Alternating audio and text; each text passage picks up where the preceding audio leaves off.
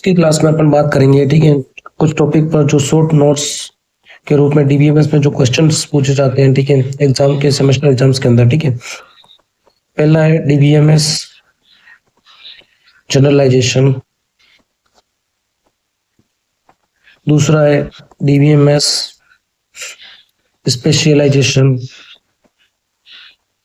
और तीसरा है डीबीएमएस एग्रीगेशन। क्या है? एग्रीगेशन, ठीक है। तो इन टॉपिक के ऊपर अपना शॉर्ट नोट्स जो कि एग्जाम्स के अंदर सेमेस्टर एग्जाम्स होते हैं, पीजीडीसीए, एमसीए, बीसी के सेमेस्टर एग्जाम्स में पूछे जाते हैं, ठीक है। तो अपन एक एक करके तीनों के बारे में चर्चा करेंगे, ठीक है। तो अपना पहला है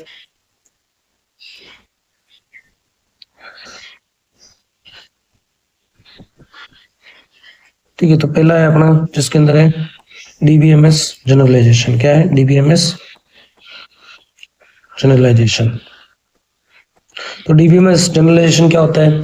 तो किसी भी चीज को जनरलाइज करना। क्या करना? जनरलाइज करना। इसका मतलब है कि अगर मान लो 3, 4, 5 एंटिटीज है जो कि डिफरेंट डिफरेंट टाइप्स की है, ठीक है, उसको एक यूनिक कन्वर्जन कर देना, जिससे क्या है कि वो एक एंटिटी में चेंज हो जाए, ठीक है, एक वर्ड में चेंज हो जाए। तो इस प्रकार जो अलग अलग जो लोअर एंटिटीज होती है या जो 2 और मोर एंटिटीज होती है, उनको एक हायर वन एंटिटी के अंदर कन्वर्ट करना क्या कहलाता है? डीबीएमएस जनरलाइजेशन कहलाता है। तो जनरलाइज प्रोसेस होता है, ठीक है। तो process in DBMS in which two or more lower level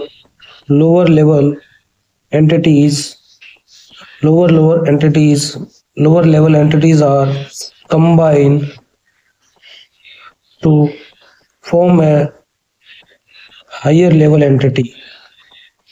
तो जो जनरलाइजेशन होता है, वो जनरलाइजेशन क्या है? एक प्रोसेस है जिसके अंदर डीबीएमएस के अंदर टू या मोर जो लोअर लेवल एंटिटीज होती है, उनको क्या कर दिया जाता है? कंबाइन किया जाता है और एक क्या फॉर्म की जाती है? हायर लेवल एंटिटीज को फॉर्म किया जाता है। और इस पर को किस प्रकार का अप्रोच बोला जाता है? तो इस है बॉटम अप अप्रोच। कौन सा है? ये बॉटम अप अप्रोच होता है। कौन सा होता है?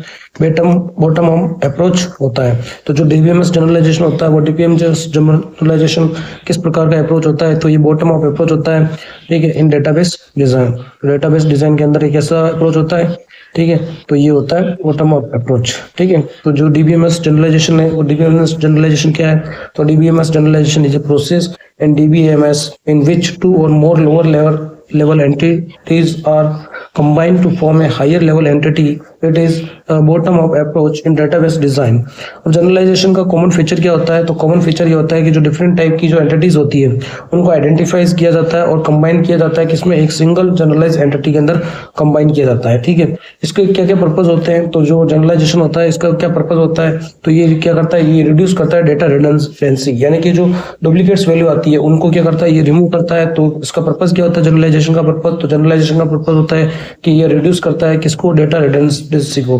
तो जो डाटा रिडंडेंसी है, उस डाटा रिडंडेंसी को कौन रिड्यूस करता है? जनरलाइजेशन करता है। और ये क्या करता है? ये शो करता है सिंप्लीफाई ऑफ डेटाबेस डिजाइन।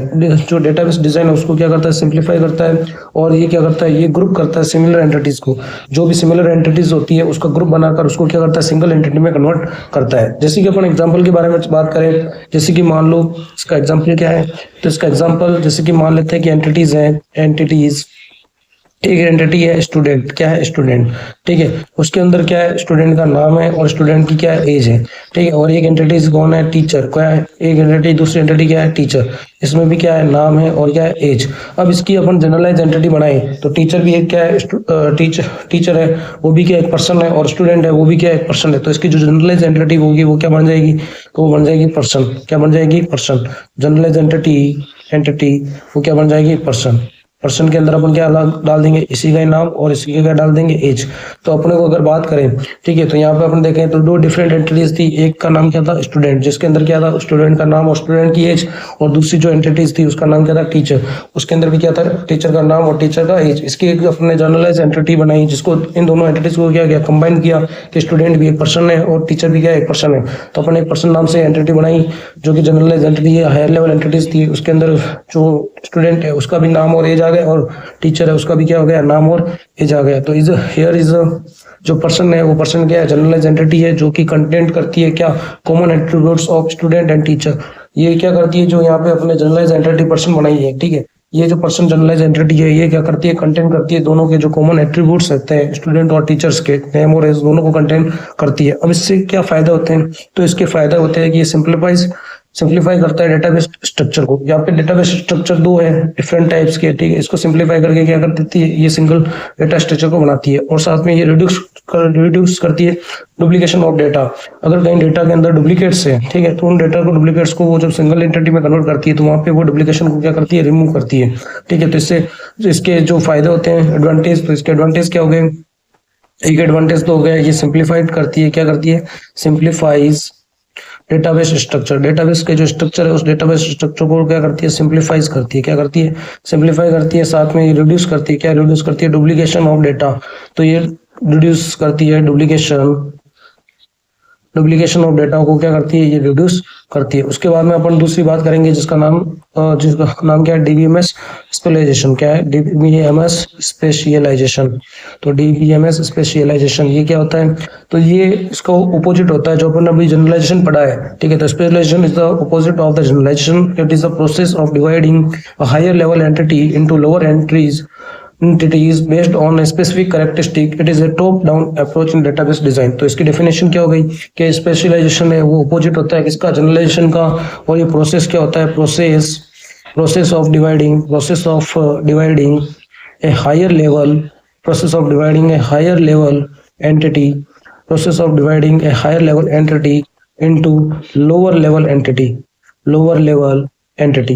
तो ये क्या होता है, प्रोसेस होता है जिसमें हायर लेवल एंटिटीज को लोअर लेवल एंटिटीज में कैसे कन्वर्ट किया जाता है, बेस्ड ऑन स्पेसिफिक कैरेक्टरिस्टिक्स। जो इसकी स्पेसिफिक कैरेक्टरिस्टिक्स होती है उसके आधार पर क्या किया जाता है, जो हायर लेवल एंटिटीज को होता है उसको क्या किया जाता है, लोअर लेवल एंटिटीज के अंदर डिवाइड किया जाता है, ठीक है। तो ये डिवाइड किया जाता है, इस प्रोसेस को क्या जाता है, डीबीएमएस स्पेशलाइजेशन कहा जाता है। ये किस प्रकार का प्रोसेस होता है, तो ये it is a top down. इसका अप्रोच कैसा होता है, तो टॉप डाउन अप्रोच प्रोसेस होता है। कैसा होता है, top down approach in database design के अंदर इसका जो अप्रोच होता है वो कैसा होता है, टॉप डाउन अप्रोच होता है, ठीक है। In specialisation one entity is divided into multiple sub entities.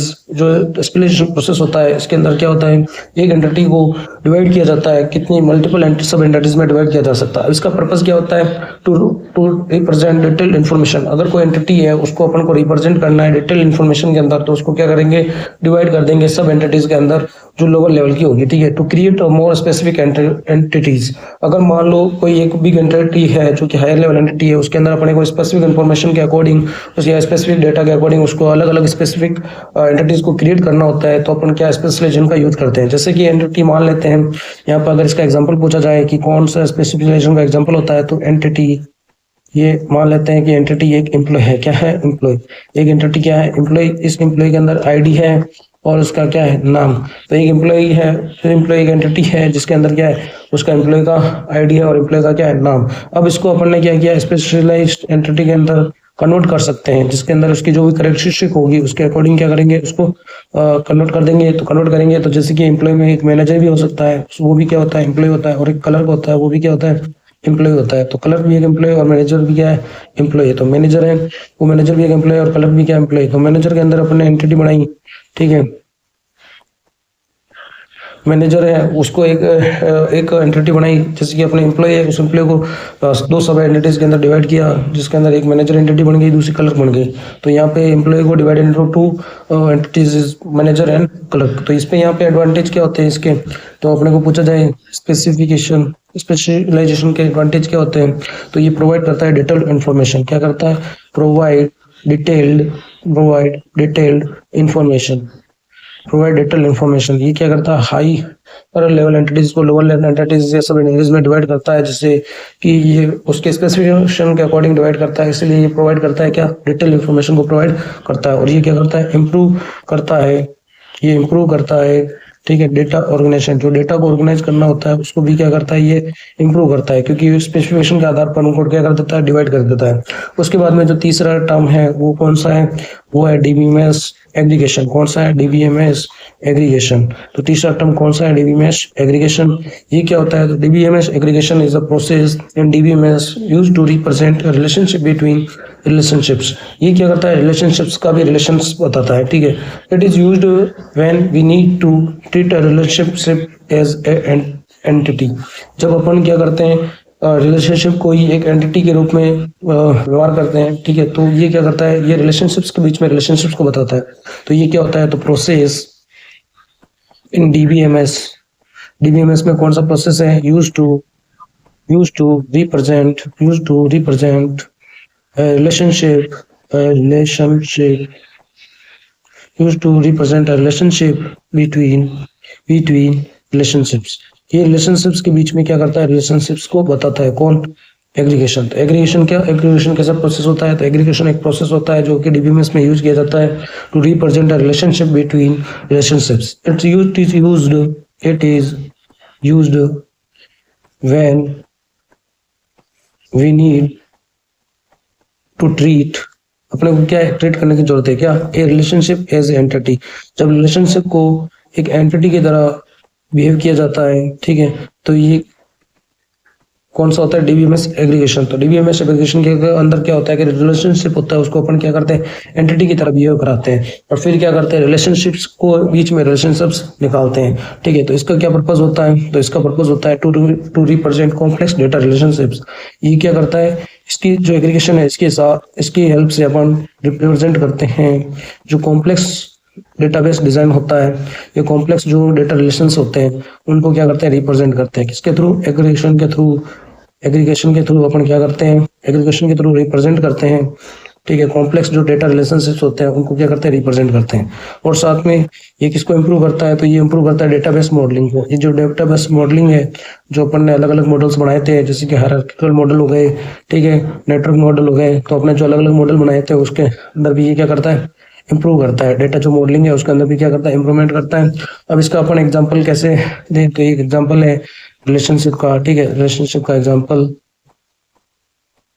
जैसे कि एम्प्लॉय है, वो एम्प्लॉय वर्क करता है किस पे? प्रोजेक्ट पे। एम्प्लॉय किस पे वर्क कर रहा है? एम्प्लॉय वर्क कर रहा है किस पे? प्रोजेक्ट पे।